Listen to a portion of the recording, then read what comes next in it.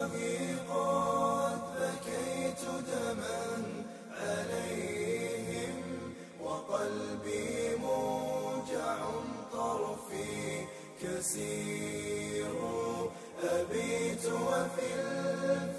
meeste godsdiensten vinden het eigenlijk ook erg belangrijk.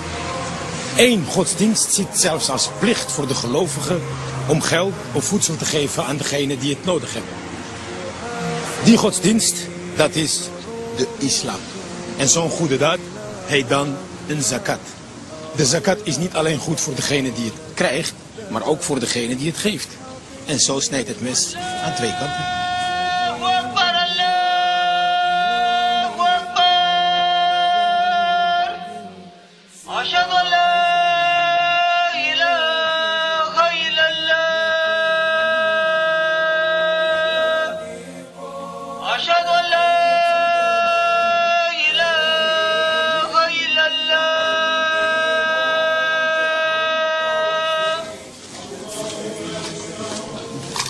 Oh, in de moskee mag je niet met je schoenen aan.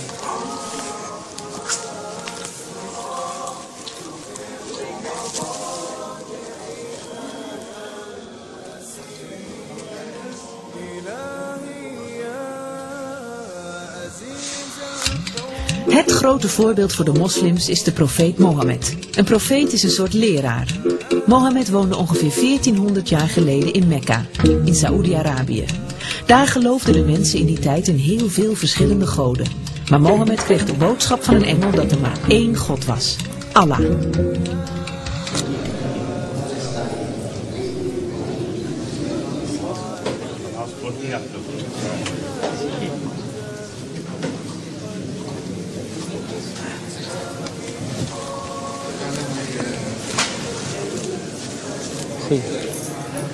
Assalamu alaikum. Wa alaikum assalam. Gaat goed? Alhamdulillah. Alhamdulillah. Zeg je altijd alhamdulillah. Het is niet zo druk hier, het is leeg een beetje. Nee, het is niet zo druk. Mensen zitten op school en ook op werk natuurlijk. Maar vrijdagmiddag is het wat drukker. Aha.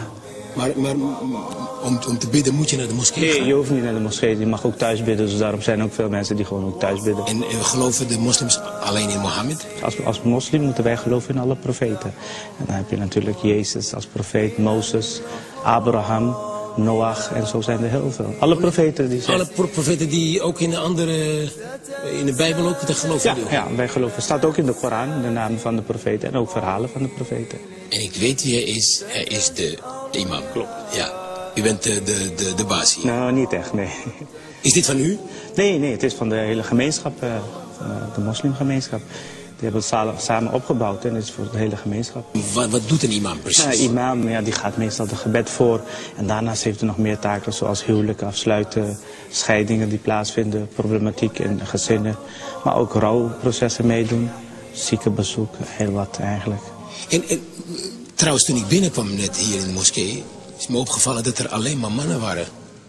Zijn vrouwen niet gelovig? Jawel, vrouwen zijn gelovig. Zij bidden ook in een ander stukje van deze moskee als ze komen naar de moskee. En voor hen is het ook niet verplicht om naar de moskee te komen, voor mannen wel. Maar is het net zoveel voor mannen als voor vrouwen, hetzelfde gebed? Hetzelfde gebed, ja. Bidden is een van de belangrijkste plichten van de moslim. Het gebeurt 5 keer per dag op vaste tijden. Om te weten wanneer het precies is, worden de mensen vanuit de minaret van de moskee opgeroepen om te gaan bidden. Je kunt thuis bidden of in de moskee, maar altijd in de richting van Mekka. Ja, dat klopt. Daar ligt Mekka. Precies, maar dit... Wat is dit dan? Wat heeft dit mee te maken? Het staat in de moskee komt dit voor. En geeft aan waar de imam eigenlijk staat om de gebed voor te doen. En dat inhammetje hier? Ja, dat imhammetje heeft ook een voordeel dat als je daar preekt of de gebed doet, dat je dan ook een weerkaatsing krijgt. Oh, dat je daar achter de mensen hoort. achter het ook, ja, een soort echo. Test. Allahu Akbar. Allahu Akbar. Hey, leuk. Hey, een mooie koepel. Maar Hoort dit ook bij de moskee? Ja, zo'n koepel hoort bij zo'n moskee. De moskee van de profeet heeft een koepel en een minaret en hoort een beetje bij de uitstraling van de moskee. De Koran is het heilige boek van de moslims. Het is geschreven in het Arabisch, de taal van Mohammed. Het zijn vooral teksten die vertellen hoe groot Allah is en hoe je in hem moet geloven. Moslims lezen elke dag in de Koran.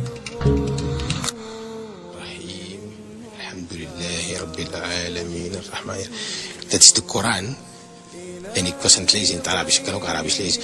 Waarom trouwens is de Koran altijd in het Arabisch? Ja, de Koran is geopenbaard in de Arabische taal bij de profeet Mohammed, vrede zij met hem. En kan iedereen dat lezen? Kinderen bijvoorbeeld? Kinderen die leren Arabisch lezen inderdaad. Ze krijgen les in de moskee hoe ze Arabisch moeten lezen. Ta zabar ta. Sa zabar sa. Let op de uitspraak, hè. Ghain zabar ga. Qaf zabar qa. En deze qaf komt hier uit je keel. Qaf. Ja? Ja zabar ja. Oké, dit was het alfabet met zabar. Dus het teken dat boven staat. Ja? Zabar. Zonder het Nederlands alleen Arabisch gaan leren. China. Ja, ja bani, ja bani. Ja. Ja, Bani. Bil Huda. Wilda. Ja? Goed? Ja. En hoe ver ben jij? Hallo? Hallo? Dag, ik ben Hakim. En wie ben jij? Fasila. En jij? Neusje. En jij? Shahid. Wat zijn jullie aan het doen? Arabische les. Arabische les. Kan je dat lezen? Ja. Makkelijk. Ja. Jij ook? Ja. Waarom niet in het Nederlands? Gewoon Nou, omdat op school leren we al Nederlands en hier leren we dan juist een andere taal. Het heeft ook met je geloof te maken. In de Heilige Koran zit het in deze letters geschreven. En als je daarin wil lezen, moet je eerst deze letters kennen. En dan kan je pas in de Heilige Koran lezen. En daar leren we Arabische les. Ah, in het Arabisch. Ja. En jij gelooft in Allah? Ja. Jij ook, hè? Ja. En waarom geloof je nou? Want Allah heeft gezegd, je moet in Allah geloven. Als we niet in hem geloven, dan kan hij ook niet altijd ons vergeven. Oh, vergeven. Ja, als we bijvoorbeeld een kleine foutje maken, dan gaat hij ons wel straffen. Als je doodgaat, dan zegt Allah, je hebt allemaal foute dingen vroeger gedaan. Dan gaat hij, of je gaat naar het paradijs of je gaat naar de hel. Dus jij bidt ook? Ja. Elke dag? Niet elke dag. En waarom bid je? Ik bid voor Allah. En als ik verdrietig ben, dan is Allah bij mij. Maar als je verdrietig bent, kan je toch ook een knuffel bij je in bed en dan... Nee, je mag geen knuffels in bed hebben. Nee? Want zeg maar, de geesten, de profeten, die zijn bang voor knuffels. Oh, je mag geen knuffels hebben? Nee. Je mag er ook niet mee slapen, maar je mag er wel mee spelen. Je mag er niet mee slapen. En als je bidt, dan mag je het niet voor je hebben, want dan bid je tegen de knuffel. Dan moet je echt naar Allah bidden. Dan moet je echt niet naar niks denken, alleen naar Allah denken. Ga je ook naar de moskee bidden? Ja. Mag ik met je mee naar de moskee? Is goed. Hé, jongeman, je moet je schoenen uitdoen, hè? Jij ook, hè? Ja, dat weet ik wel. Heus wel. Oh.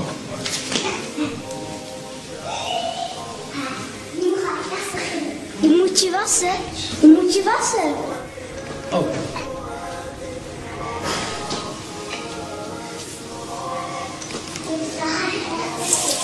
Je neus wassen. Je neus wassen.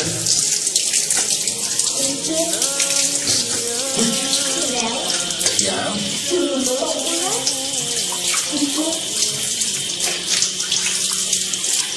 Dat vind ik leuk, dit. Je oren. Oren 3 keer. Oren. Je haren wassen. Je haren wassen. Oh. Je haren wassen. Dat wordt moeilijk. Goed, hij is schoon. En je voeten.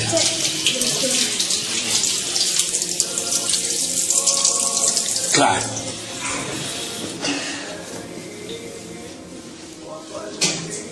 Wat een mooi ding. Ja, prachtig. Nou, zoiets zou ik graag willen aantrekken. Ja, natuurlijk. Ja, alsjeblieft. Mag dat wel? Ja, alsjeblieft. En de profeet, die liep door de straat en ging elke dag door de straat. Op één dag liep hij en er was